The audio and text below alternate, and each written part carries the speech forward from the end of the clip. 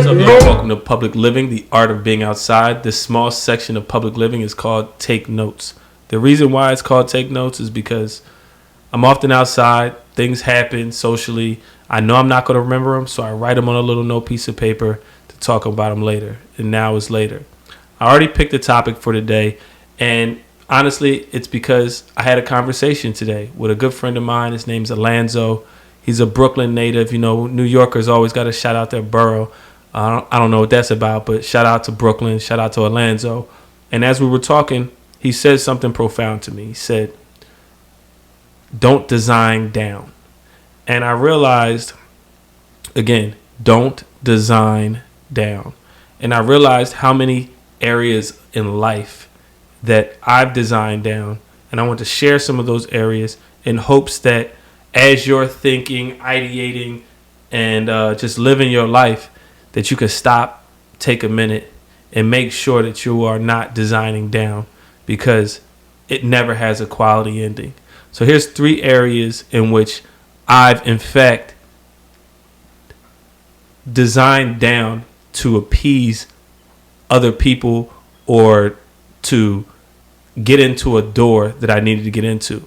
The first is in my career. I'm in marketing and advertising. And for those of you that are not used to working with brands, pitching ideas to brands, oftentimes you can come up with the most amazing idea. I mean, and you know it's going to work. You know the culture is going to love it.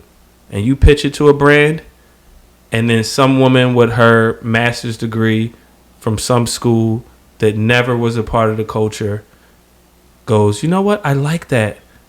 And then she starts adding all types of other seasoning into your idea that doesn't work. And it just dilutes.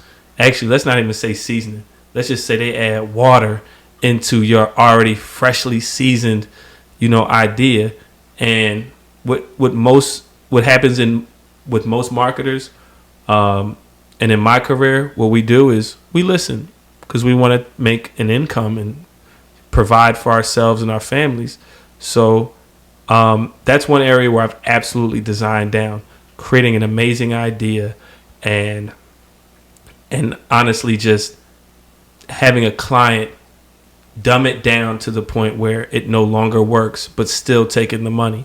You'd be surprised how many great marketers are out there that have bad clients that won't let them create, and they spend their whole entire career, very fruitful career, by the way, make a lot of money, but they're designing down.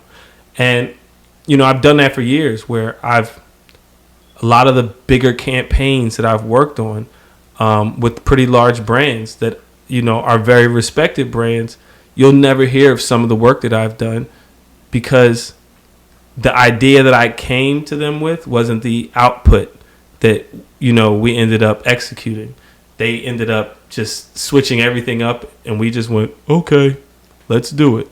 So that's the first area in which I've designed down. And in my next iteration of my career, in hospitality, marketing, and advertising, I just won't do it. I just rather I'm be living on my homeboy's couch before I design down. The second area in which I have, not as often, but I have designed down, and I'll give you an example why, is in my wardrobe. I remember meeting with I'll leave the name of the brand out because I still want to work with them in the future. But I met with a spirits brand, and I was wearing one of my nicer suits, and they said, "Why are you so dressed up?" This is when I thought that marketers dress up. Marketers dress like slobs, by the way. They just wear like jeans and T-shirts, and I was looking at Mad Men and wanted to be Don Draper. Meanwhile, as soon as I got all these nice suits, I'm the overdressed guy in the room. And you know what? I'm okay with that. I've spent years, every time I go out, being asked, why am I so dressy? And at some point, I started to dress down so that I can kind of fit in and not be asked that question. And it hit me one day. That's your unique vantage point in the world, man. You you have some style, you have some taste. Use it. And for those of you that overthink what you're going to wear based off of what other people are going to say, do me a favor. Don't design down. Another area, very similar but not the same, is as it relates to my home. You know, I have a very social house. Obviously, the name of this company is public, so I invite a lot of people over, and it's typically women for some strange reason. And I'm not even talking about women I've dated, but they're always going to point out something. Well, why is that way, or why is this color that doesn't go with this? And at one point I really started to purchase things for my home with that in mind, what other people think, and only to go to those people's house and realize they live with their parents. So they don't even have a say on what to wear. On what to decorate their house with.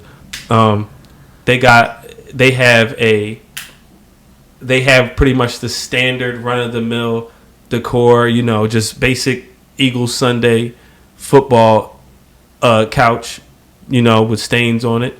And these are the same people that come in and tell you how to switch up your life.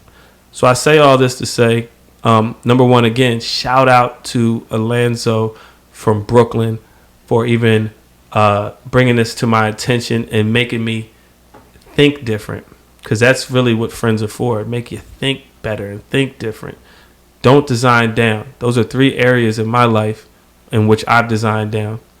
Where have you designed down? And where can you put a complete stop to that and start designing up and start designing on your level? If this has happened to you, please comment below. I'll do my best to comment back. And also, we're a growing channel. Please like this video so we can feed the algorithm. And also, please subscribe to the channel. I think we have a little over 100 subscribers, but we're trying to get to 1,000. We want you to be a part of this community.